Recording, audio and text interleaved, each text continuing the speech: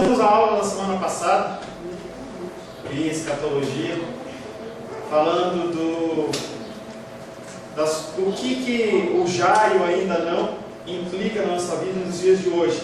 Nós falamos sobre os sinais dos tempos, que haveriam os sinais dos tempos, guerras, rumores de guerra, doenças, pestes, que todas essas coisas viriam como um sinal de que os tempos estavam acabando. Também na última aula nós falamos sobre a igreja, dizendo que apesar de nós sermos já salvos em Cristo, nós somos imperfeitos e nós temos que, com isso, saber perdoar os nossos irmãos. Como é difícil nós perdoarmos os nossos irmãos. Como é difícil a gente olhar para as pessoas e entender que elas cometem erros e porque elas têm falhas. Elas às vezes são grossas, às vezes elas mentem, às vezes elas erram. E a gente olha para a pessoa e fala assim, por ela estar na igreja, ela não deveria estar fazendo isso. Realmente não deveria estar fazendo isso. Mas enquanto nós estivermos vivos, nós estaremos caminhando nesse caminho com novidade de vida, para que haja mudança e transformação. Essa tensão deveria ser um incentivo para o viver cristão responsável. Nós sabemos que a vitória já foi decretada. Nós não pelejamos uma luta sem saber que resultado vai haver. Nós pelejamos uma luta sabendo qual é o resultado. O resultado é um resultado de vitória. E isso devia motivar mais e mais a gente a tentar buscar ser cristãos melhores. A tensão continua e implica que o cristão luta contra o pecado ao longo da presente vida. Mas essa não é uma luta que nós temos que lutar pensando que nós vamos perder. Como já disse, é uma vitória que já foi decretada lá em Gênesis. Vamos abrir em Gênesis?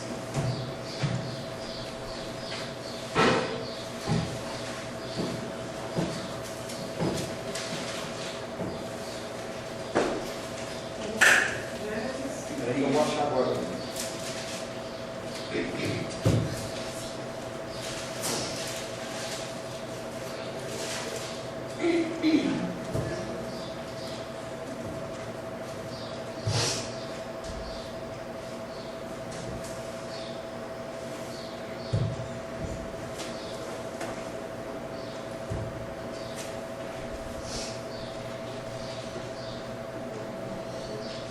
Gênesis capítulo 3, versos 13 em diante. Gênesis 3, versos 13 em diante. Disse o Senhor Deus à mulher: que é isso que fizeste? Respondeu a mulher: a serpente me enganou e eu comi.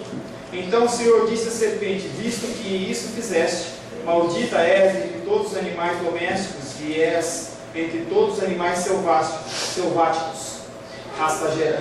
Rastejarás sobre o teu ventre e comerás pós todos os dias da tua vida. Porém, inimizade entre ti e a tua mulher, entre a descendência e o seu descendente. Este te ferirá a cabeça e tu lhe ferirás o calcanhar. Essa sentença que foi dada sobre Satanás, dessa maldição sobre a vida dele, ela se cumpre aonde? Aonde se cumpre essa sentença de que a mulher dará um filho e o filho esmagará a cabeça da serpente? No Calvário. Entendeu? Quando Cristo ele é morto e ressuscitado, ali naquele momento se cumpre. E aí eu não lembro se vocês lembram que eu já tinha falado isso. Quando você quer matar uma serpente e você cortar a cabeça dela, fazer alguma coisa desse tipo, você mata ela quase que instantaneamente. Mas se você pisar na cabeça da serpente, você esmaga ela e ela não morre, ela continua gemendo. Por quantos dias? Lembre-se sempre que tudo tem relação dentro da Bíblia. 3 dias, o mesmo tempo que Cristo ficou na ressurreição, que ele ressuscitou no 3º dia.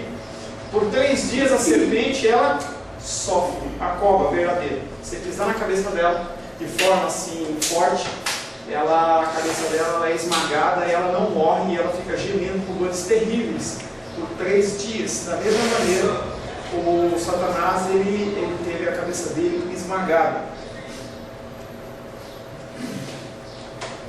O Espírito Santo é aquele que nos fortifica de modo que realmente podemos mortificar os maus feitos do corpo. Você acha que você pode parar de fazer coisas erradas por sua própria força?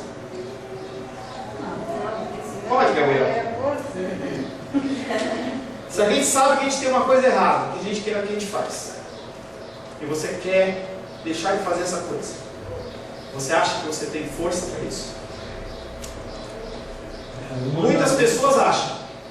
Muitas pessoas se encontram e alcoólicos anônimos, não sei o que anônimos, e as pessoas elas desenvolvem técnicas, mas se você vê aqueles filmes, a pessoa fala assim: eu estou sem beber há 1 ano, 7 meses, 3 dias e tantas horas, e a pessoa vive contando essas horas, contando dia após dia.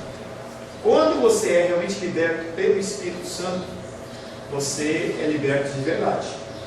Então, as coisas que nós, na libertação nossa, seja das menores coisas até as maiores coisas, elas são dependentes do Espírito Santo. Romanos 8,13. Vamos achar alguém ler para mim? Romanos 8, capítulo 8, verso 13. Cadê o seu Cláudio? Tem o Brandinho. Acho que ele pensou que não tinha hoje. 8,13.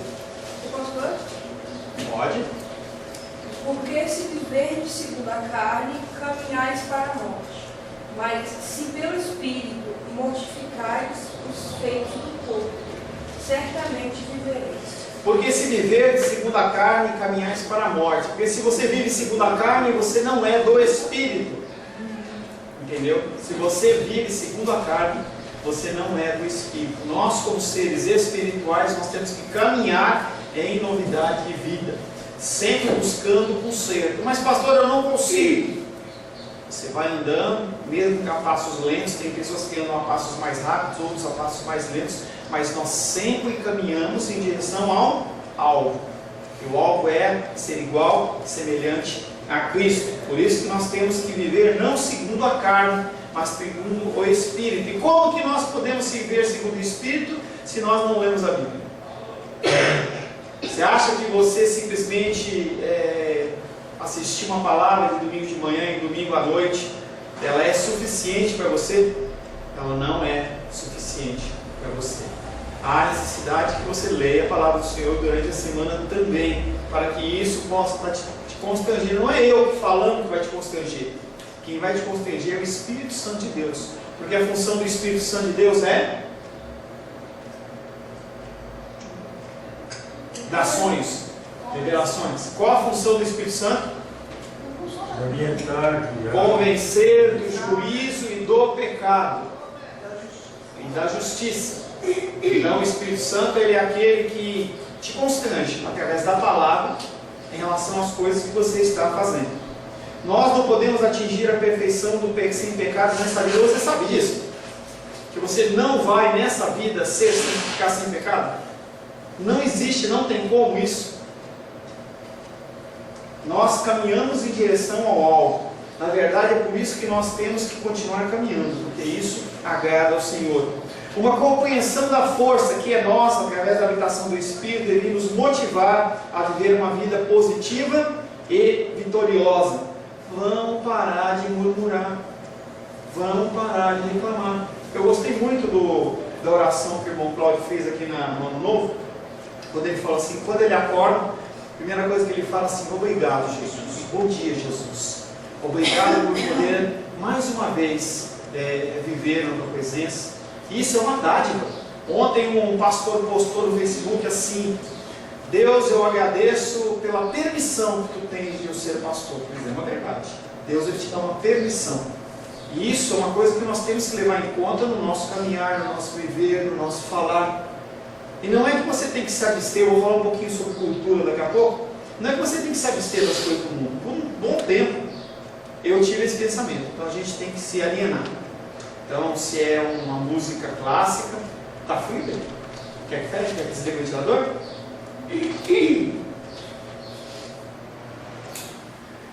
Você tem que se abster de ouvir uma música clássica. Você não pode ouvir isso, você não pode ver um jogo de futebol, você não pode fazer nada, porque tudo isso é cultura mundana. Isso é um engano. Isso é um engano. E a gente foi feito e formado para a gente viver num mundo não isolado. Pessoas têm formado comunidades por aí. A gente tem várias comunidades em que as pessoas falam assim, não, como o pessoal ele é pecador, então vamos nos reunir. E aí a gente determina as nossas normas, cada um cuida um do outro, e aí eles acham que eles estão vivendo uma vida de santidade. Tem as freiras carmelitas descalças, elas simplesmente se isolam, elas pintam, não sei se vocês tiveram já a oportunidade de ver, elas se trancam num lugar, numa casa, os vidros são todos pintados de preto para ninguém as veja, e elas não veem nada do fora do mundo, não tem acesso à televisão, não tem acesso à internet, não tem acesso a nada. Simplesmente a pessoa está lá num lugar como se as orações daquelas pessoas pudessem ser suficientes para santificar as outras. Se assim o fosse, os mosteiros eles estariam lotados. Não é essa a ideia que Deus tem. Deus tem uma ideia de a gente estar vivendo nesse mundo, sim. 2 Coríntios, capítulo 3, verso 18.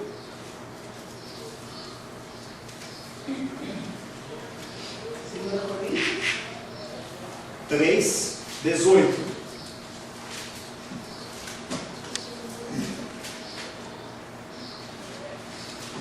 E todos nós, com o rosto desvendado, contemplando como por espelho a glória do Senhor, somos transformados de glória em glória na sua própria imagem, como pelo Senhor o Espírito. E todos nós, com o rosto desvendado, ou seja, toda maquiagem, toda religiosidade, toda capa de santidade que não é verdadeira, você está perante um espelho, aquele espelho que representa a figura de Deus, porque nós somos formados à imagem e semelhança do Senhor. E quando nós olhamos nesse espelho com o nosso rosto desvendado, nós contemplamos o quê? A glória do Senhor. Você consegue olhar para o espelho e falar assim, eu estou contemplando a glória do Senhor? Difícil, né? Mas o que acontece é que na sequência desse versículo ele fala, nós somos transformados. Você não está na glória total do Senhor, você não manifesta a glória total do Senhor, mas você vai sendo transformado de glória em glória. Cada passo que dá, cada vitória que você tem na mortificação do pecado, você vai crescendo. E a glória do Senhor ela cada vez resplandece mais através da sua vida. Somos transformados de glória em glória na sua própria imagem, como pelo Senhor Espírito. Isso devia estimular mais e mais os nossos esforços, porque talvez você não veja, mas você deveria ver como você tem crescido espiritualmente. A gente tem que saber analisar isso. A gente não pode ter um efeito crítico apenas dizendo que não, eu sou pecador, eu não presto. Foi o que nós falamos no item anterior. Você é pecador, você é miserável, você não presta, mas você está crescendo, você está melhorando. Cada dia que passa, cada palavra que ouve, pelo menos isso deveria ser uma verdade, cada palavra que ouve, você é constrangido a ser um pouco melhor. Não, talvez, como você gostaria, mas o crescimento ele vai sendo contínuo. Nós falamos sobre isso em santificação progressiva, na última palestra de sábado.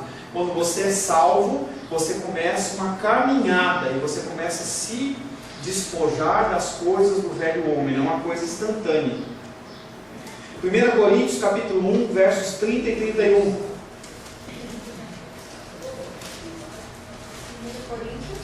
1 Coríntios capítulo 1, vai lá ler.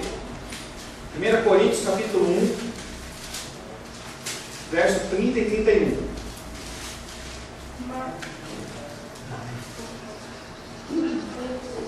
Primeira Coríntios capítulo 1, versos 30 e 31.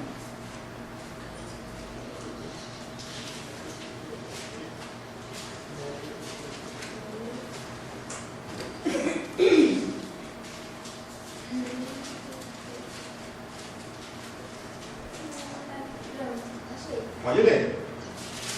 Mas vós sois dele, em Cristo Jesus, o qual se tornou da parte de Deus sabedoria e justiça, e santificação e redenção, para que, como está escrito, aquele que se gloria no Senhor. O mais importante é você entender que essa conquista não é sua. essa força não é sua. Porque a partir do momento em que você é dele, que você é de Cristo, a força dele que age em você. Então, quando você entende isso, você não pode nem ficar parado, achando que ele vai fazer tudo, porque nós temos uma responsabilidade como cristãos de fazer coisas sim, mas a força é dele, a vitória é dele. Essa tensão nos ajuda a entender o papel do sofrimento na vida dos cristãos. E aí a pergunta para você: por que sofre o justo? Por que o justo sofre? Por que o justo sofre, Luiz? Por que as pessoas sofrem? Alguém pode responder? Cri. Por que os justos sofrem? Essa é uma resposta que é tão antiga quanto o livro de Jó. O Jó perguntava por que os justos sofrem. Entenda que o sofrimento ainda acontece na vida do cristão porque nós ainda temos a sombra do pecado sobre as nossas vidas. O efeito do pecado lá de Adão, ele é sobre as nossas vidas e nós estamos em sofrimento. Atos capítulo 14, 22. Atos 14, 22. Atos, Capítulo 14, verso 22. achei. Pode ler. Fortalecendo a alma dos discípulos, exortando-os a permanecer firmes na fé e mostrando que através de muitas tribulações nos importa entrar no reino de Deus. Através do sofrimento, através da tribulação, nós entramos no reino de Deus. Quando você pega gripe, quem já pegou gripe? Bem, Quando a gripe te pega, você mesmo após o fim da gripe, você continua com coriza, tosse, mal-estar, até que o seu corpo ele seja totalmente restaurado. O efeito do pecado é a mesma coisa. Apesar do pecado ele ter sido cancelado na cruz do Calvário, ele age na nossa vida como um vírus. E ele vai agindo. E aí esse texto fala: fortalecendo a alma dos discípulos, exortando-os a permanecer firme na fé. Por quê? Porque eles queriam desistir. A pessoa fala assim, tem uma frase que não é bíblica, mas fala assim: depois que eu me converti, parece que a luta, o quê? Aumentou. Mas ela aumentou? Lógico que aumentou, porque você começa, em vez de você estar debaixo de um rio descendo do rio abaixo, você começa a mudar o seu comportamento, você começa a nadar contra esse rio. As pessoas falam: vá para cá, e você vai para o outro lado. Tem uma frase que meu pai fala assim: parece que você é o único certo do batalhão, ou seja, ordem unida, aqueles soldados marchando, e aí o outro está marchando para o outro lado. É a posição do cristão. O mundo fala uma série de coisas em que você tem que falar assim: não, eu não vou agir assim, mesmo em meio aos cristãos. Quando eu falei para você que havia um tempo em que eu me abstia, em que eu me abstive de uma série de coisas porque eu achava que não eram cristãs, e eu comecei a perceber que aquilo ali é uma ignorância. Gosto de saber discernir as coisas, não se preocupe, deixa sua garrafinha no chão, depois segue. Não se preocupe. Então você tem que saber discernir. Nós não somos pessoas que não pensamos, a gente tem que saber discernir. Estávamos eu, Rosângela e Luísa lá na casa de uns amigos lá em São Paulo, e aí ele colocou um monte de músicas de rock nacional, que eram músicas que eu gostava bastante. E aí eu peguei e copiei aquelas músicas por um pendrive, e aí eu comecei a fazer uma seleção. Tem uma série de músicas que começam a falar palavrão, essas eu tiro, mas tem outras músicas que não falam de palavrão, remetem a algumas coisas do passado, épocas que eram de alegria. Qual o problema de você ouvir? A gente tem o entendimento que se você faz algo que não está dentro da igreja, não é divino, não é de Deus, isso é engano. Toda verdade é verdade de Deus. O diabo fala a verdade? Então toda a verdade é verdade de Deus. Deus, ele manifesta a sua graça comum sobre cristãos e não cristãos. A chuva, ela cai em cima da plantação, tanto de cristãos como não cristãos. E a gente deixar de observar esse tipo de coisa na arte, na cultura, simplesmente porque não é uma coisa que está escrito com o título gospel, é ignorância. Nós temos que saber discernir o que é de Deus e o que não é de Deus. Eu diria para você que está muito mais perigoso você ouvir músicas cristãs de alguns autores, de alguns compositores, do que ouvir uma MPB ou ouvir uma música que não traga nenhum apelo sexual, de violência e tudo mais. Mas essas músicas que estão sendo vendidas aí são músicas que as pessoas, elas são enganadas. Eu vi um post na internet de um pastor, ele escreveu assim, escreveu uma série de coisas e no final ele colocou assim: porque Jesus, ele veio para o mundo para atender todas as minhas necessidades. Isso as pessoas cantam músicas.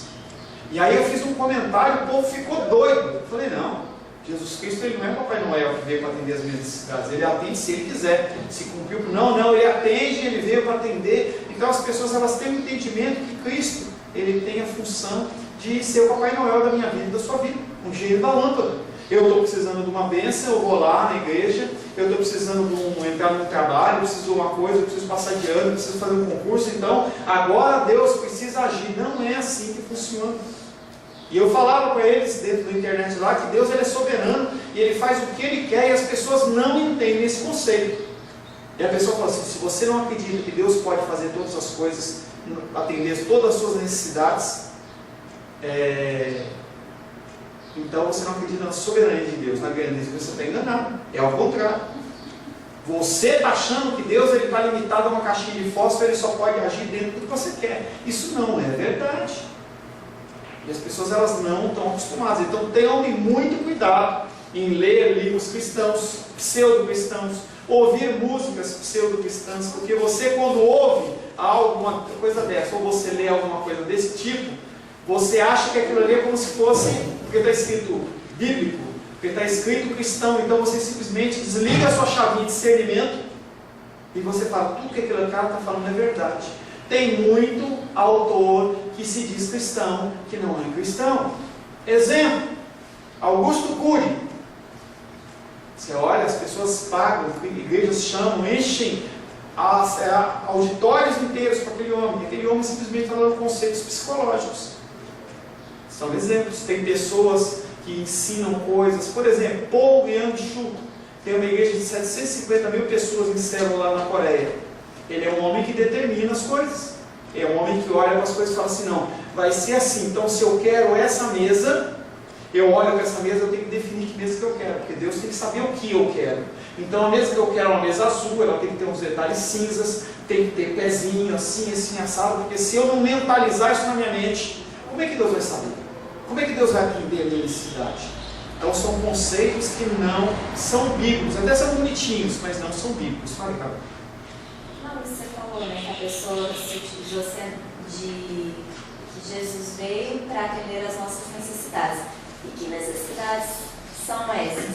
Realmente ele atende aquilo que é o necessário na visão dele e não na nossa. Aí que tá. Mesmo assim é complicado, Carol. Porque, por exemplo, imaginar que você esteja com câncer terminal e nós estamos acompanhando um amigo nosso. Mas não a nossa. Entendeu? Mas quando a pessoa olha, ela fala assim: será que você está com câncer terminal? Isso não é uma necessidade? Isso é uma vaidade? Lógico que não, é uma necessidade. Se o cara não for curado, ele morre. Nós estamos acompanhando a história lá do Araújo com a Neuza, e é uma amiga nossa, Carol, que ela tem um câncer e ela decidiu parar de tomar químio. Cansou. Falou: não vou tomar mais. Então agora, ou é milagre do Senhor, então vai morrer. Então é uma necessidade. Deus atende 100%? Não. É porque eu vejo assim, que o conceito de necessidade para cada um que vai estar, que esse está errado, entendeu? Nesse sentido. Porque assim, a gente, o próprio contexto que a gente vive cria em nós a necessidade de termos.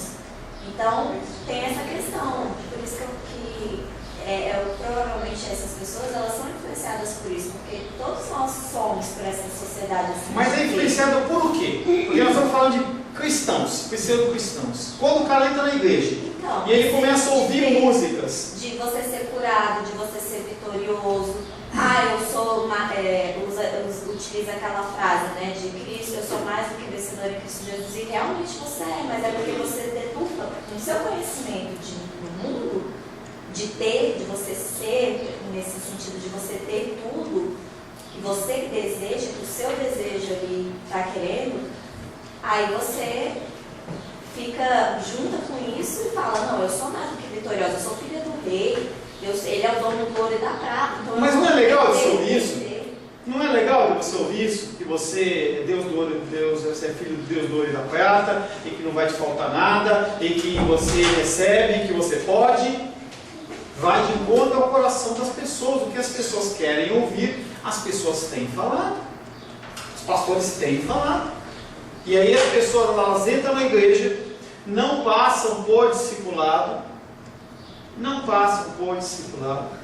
e saiba que em 2015 nós vamos conversar sobre discipulado. Eu tenho feito discipulado com a Carolzinha e com a Luísa às quintas-feiras. Estamos fazendo um piloto de um trabalho de discipulado. Nós temos que fazer discipulado. Você está 30 anos na igreja e você não consegue, não conhece conceitos básicos, coisas simples.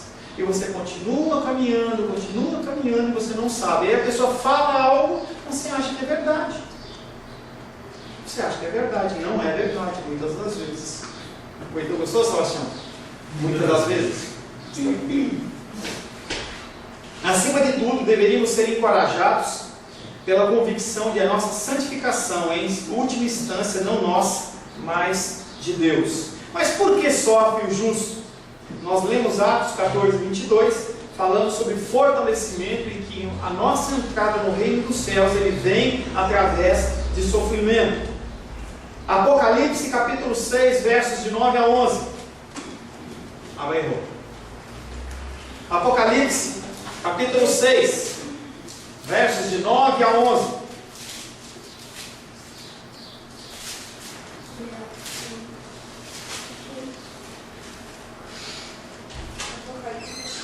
Quando ele abriu o quinto selo, vi debaixo do altar as almas daqueles que tinham sido mortos por causa da palavra de Deus e por causa do testemunho que sustentavam.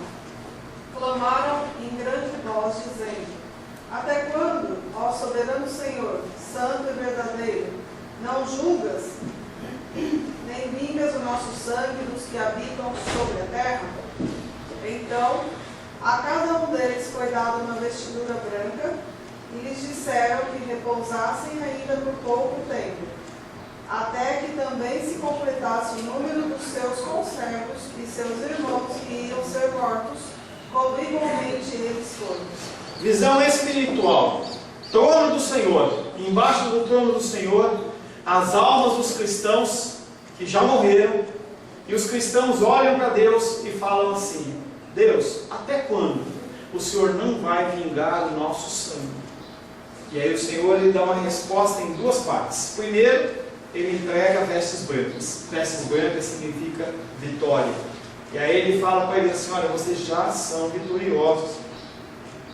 Já são vitoriosos. E aí ele completa dizendo assim: me importa que vocês aguardem completar o número de pessoas que vão morrer em meu nome.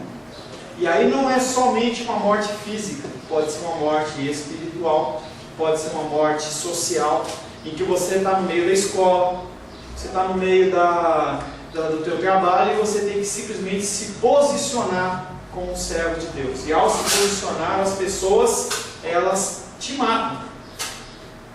Então a palavra de Deus dizendo que ainda falta pessoas morrerem em nome dele. Até quando? Por que sofre? Mais um texto, Apocalipse 21, verso 4. Pode.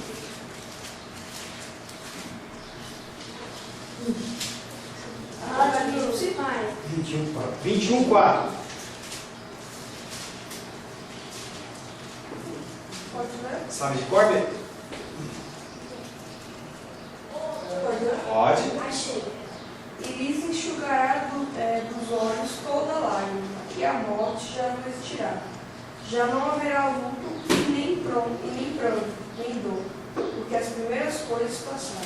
Quando que vai acontecer isso, gente? No fim do tempo, no fim dos tempos. Não é no fim do mundo, no fim dos tempos. Tempos nossos, é diferente. Você falar que é o fim do mundo, quer dizer que o mundo ele vai acabar. Esse é um conceito também que é errado. As pessoas elas acham que quando for acabar tudo, Deus vai derramar uma bomba assim na terra, assim, então acaba tudo e aí ele cria uma nova. Não é isso que vai acontecer, não. E enxugará dos olhos toda lágrima. Enxugará dos olhos toda lágrima de quem? Daqueles que estão debaixo do altar do Senhor. E mais todas as pessoas que vão sendo acrescentadas. Lá não haverá luto, ou seja, não haverá morte, não haverá pranto nem dor, porque as coisas velhas já se passaram. Deus tem seus propósitos para permitir a entrada do sofrimento na vida dos homens de Deus. Romanos capítulo 5, versos 3 e 4. Romanos capítulo 5, versos 3 e 4. E não somente, Pode ler? e não somente isso, mas também nos gloriamos nas próprias tribulações, sabendo que a tribulação produz perseverança, e a perseverança, a experiência, a esperança. Ele está falando que, veja, quero que você entenda o que ele está falando aqui. E não somente isso, mas nós nos... Glória. O que é isso? Você está agradecendo a Deus pela luta que você está passando. Você olha para a tua luta, para a tua dificuldade, para a tua dor, para o teu mal-estar, e você não fala misericórdia, meu Deus. Você fala assim, glórias a Deus. Difícil, né? Romanos está falando isso. E não somente isso, mas também nos gloriamos nas nossas próprias tribulações. Você está passando uma dificuldade? Você olha para Deus e fala assim, Deus, glória a Deus, eu estou passando por isso. Tem um autor famoso chamado John Piper, que ele teve câncer, e ele escreveu um livro dizendo assim, acho que é esse o título, mais ou menos. Deus, muito obrigado por esse câncer. Será que você, na sua luta, na sua dificuldade, na sua enfermidade, você teria a capacidade disso? Se não, tem que começar a praticar. E não somente isso, mas também nos gloriamos nas nossas próprias tribulações, sabendo que a tribulação produz... O que é perseverança? Persistir. Continue a nadar, continue a nadar. Perseverança, você continua caminhando. Continua caminhando. E a perseverança traz a experiência. O que é a experiência? Você já sabe como que é. E você sabe como lidar. Então quando você aprende isso, você começa a ficar experiente. Em relação à gripe, eu já dei esse exemplo. Quando você pega a gripe a primeira vez, parece que você vai morrer. Porque o corpo dói, é mal-estar, você não sabe se você vai acabar aquilo algum dia, algum momento. E aí a hora que você passou por aquilo, você tem uma gripe depois de um tempo, apesar de você se sentir mal, você sabe que depois de 7 dias, aquilo vai embora. Com repouso, tomando bastante líquido, você descansando, depois de um tempo aquilo passa. Só mais um minutinho, você vai. E aí essa experiência, ela vai te gerar o quê? Lê aí, gente. Experiência gera o quê? Esperança. O que é esperança? Quando vier novamente uma luta desse tipo, um outro tipo, você vai olhar e falar assim, como Deus ele me ajudou nisso, por que Ele vai me fazer eu passar por isso? E se eu passar por isso, tem um propósito. O propósito é que eu cresça, o propósito é que eu fique mais forte, mais perseverante e mais experiente. Cada vez mais eu tenha esperança. Fala assim, vai. Esse versículo é interessante porque ele, a cada ano que a gente passa, nós passamos por tribulações semelhantes ou iguais. E quando nós passamos semelhantes ou iguais, nós já temos uma experiência de como lidar com aquela situação. Então isso realmente vai de encontro ao versículo, né? A tribulação produz perseverança, aí vem a perseverança, experiência. Então está tudo engrenado, né? Uma coisa encaixa a outra. Você começa a entrar num ciclo em que você não murmura, você não reclama, você glorifica a Deus. Aí você viu que a coisa passou. Você começa a lembrar, você cria um sentimento de experiência. Vou ver um pouquinho. Eu, em vez de murmurar, eu glorifiquei a Deus. Ao glorificar a Deus, eu vi que passa. Então, na próxima vez que tiver, eu tenho a esperança que aquilo vai passar de novo. E vai passar de novo, vai passar de novo. A gente vê o nosso salário, por exemplo. O nosso salário ele vai sendo multiplicado pelo Senhor e você vai vivendo. Todo mês eu faço umas continhas para a titia lá do salário dela. E a gente sempre observa que Deus ele sempre provê. Sempre ele provê. E se não proveu, ele cria uma situação, você deixa de gastar com alguma coisa. A verdade é, quando você acredita em Deus, ele continua te fazendo caminhar. Pode ser que falte um dia, mas se faltar, você sabe que ele vai de alguma maneira te prover. Porque não tem, por exemplo, no alimento, o Senhor fala que não há nenhum justo que mendiga o pão. Então nós temos que ter essa confiança.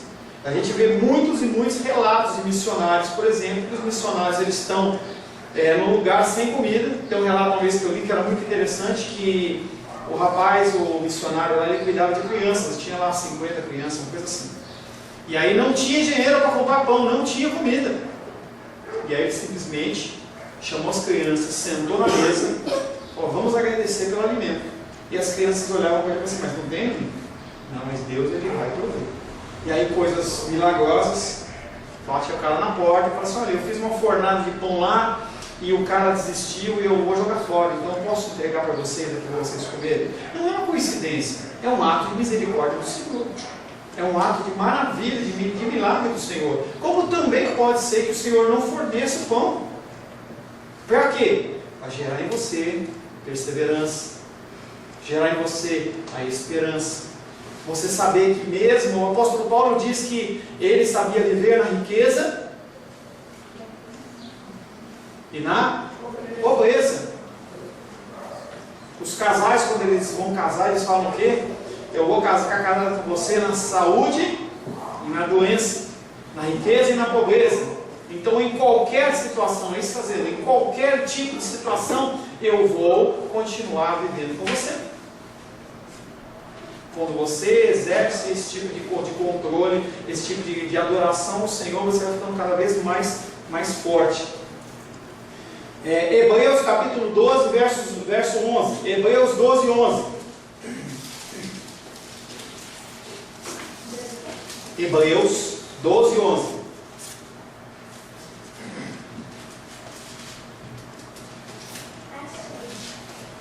Achou? Pode ler. Toda disciplina com efeito no momento não parece ser motivo de alegria, mas de tristeza ao depois. Entretanto, produz fruto pacífico aos que têm sido por ela necessitados, fruto de justiça. Quando você é repreendido, é legal? Quando você é chamado a atenção, B, é legal? Qualquer coisa que você fez. Você está fazendo uma coisa e aí papai e mamãe chegam e falam assim, chama a tua atenção. Ou dá uma chinelada no seu bumbum. Ou qualquer coisa desse tipo. É legal? É legal, quando você está lá no trabalho e alguém chega lá, eu sei que você é da diretoria, difícil e tal, mas quando alguém, você faz alguma coisa e um chefe teu vai lá e te chama a atenção, Sebastião, eu quero conversar com você porque você agiu errado. É legal? Não é legal. Não é legal. Mas dentro da igreja, tem um lado positivo. Dentro da igreja, você ser chamado a atenção, é legal? Quando a pessoa comete um erro, quando ela faz alguma coisa errada, e isso ainda não acontece, está acontecendo, não vou citar o nome, mas quando a gente, conforme nós formos crescendo, você vai perceber que pessoas vão fazer coisas erradas. E aí no domingo não, na quarta-feira, quinta-feira, foi no quarta para quinta. O visitante falou assim: poxa, mas o louvor não tem um violão? Coloque na sua cabeça que a gente não vai ter pessoas dentro do ministério que não estejam prontas para. E não é uma punição. Parece que a gente está colocando a pessoa, não vou deixar a pessoa sentada. Não, a pessoa tem que ser tratada. Nós temos que ser tratados. Vai haver um tempo, se Deus assim o permitir, que nós vamos ter várias pessoas cantando. Vão ter ministérios. A Gleidia está falando comigo sobre a gente ir fazer a visita para o orfanato. Então, no momento inicial, começa-se com ela, com a Rosário, mas o trabalho cresce. E aí a gente vai aceitar qualquer condição de pessoa, qualquer jeito que você faz. Não, eu preciso de fazer, então eu vou colocar. Não, isso é engano. As pessoas, elas têm que estar preparadas para fazer a obra do Senhor, senão elas ficam sentadas. Por que eu entreguei o Sebastião 2 semanas? Porque ele tem andado com a gente. Não foi porque não tinha jeito, tanto que no outro ano eu viajei. Eu não viajei porque não tinha, ele não estava preparado, ele não estava pronto. Mas esse ano ele já está pronto, ele ficou comigo, ele ficou 2 semanas cuidando da igreja. É uma pessoa que eu tenho confiança e responsabilidade. Mas isso tudo é conquistado. E se a pessoa erra, você continua deixando a pessoa andar no erro? Não pode, gente. Não pode. Hebreus diz: toda disciplina com efeito no momento que ela acontece não parece ser motivo de alegria, mas de tristeza. Mas depois, como é que é, sei lá, que se é completado depois, gera o quê? Esperança. Perseverança, você cresce, você fica melhor, você para de cometer aquele erro e você acaba gerando fruto de justiça. Nossa atitude para a cultura, eu comecei já a falar sobre isso. Nossa atitude para com a cultura está relacionada com essa tensão. É geralmente entendido por muitos cristãos que o relacionamento entre o mundo presente e a nova terra vai haver uma descontinuidade total. Então, quando for o fim dos tempos, tudo que você estava vendo não vai existir mais, não vai ter micro-ondas, não vai ter TV, não vai ter nada. Não vai ter árvore, vai vir queimar, os bichos vão deixar de existir, nós vamos ficar andando, voando, com asinhas. Gênesis, abre aí. Gênesis o quê? Vou ver agora.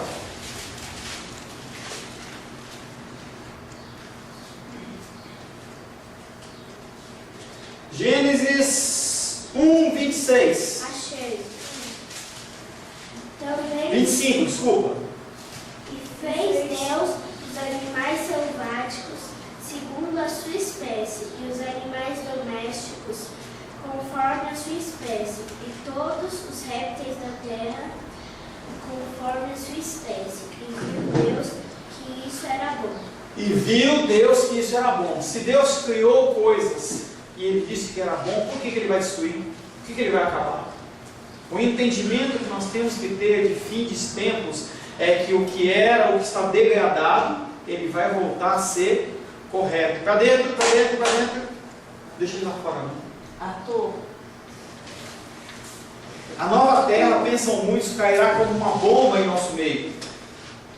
Não haverá nenhum tipo de continuidade entre esse mundo e o mundo vindouro. Tudo será totalmente diferente. É engano. O mundo ele vai ser transformado à imagem do Criador. Ele vai voltar às primícias, aos primórdios. Mas ele não vai ser algo, entendeu? Vai ser uma transformação, uma mudança total. A graça não destrói a natureza, mas simplesmente ela a restaura. Deus não destrói as obras de suas mãos, mas as limpa do pecado. Mateus 25, 21.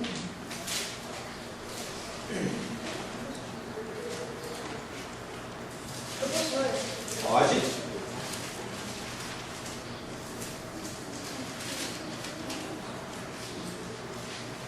Posso ler? Pode. Disse-lhe o Senhor: muito bem, servo bom e fiel. Foste fiel no pouco, sobre o muito te coloca nele. Entre o gozo do teu Senhor. Disse-lhe o Senhor: muito bem, servo bom e fiel, fosse fiel no pouco, sobre o muito te colocarei. O Senhor, Ele tem entregue porções para cada um, mesmo os menores, mesmo o Gabriel, a Luísa, a Bel, o Arthur, têm recebido porções da graça do Senhor, e vão ser cobrados em relação a isso. Ah, mas o Gabriel, ele é tão novinho, tudo mais. Não, ele recebe porções da graça do Senhor. Do mais novo ao mais idoso, todos recebemos porções da graça do Senhor, do conhecimento do Senhor, da sabedoria do Senhor, e vamos ser cobrados por isso. 1 Coríntios 3,14.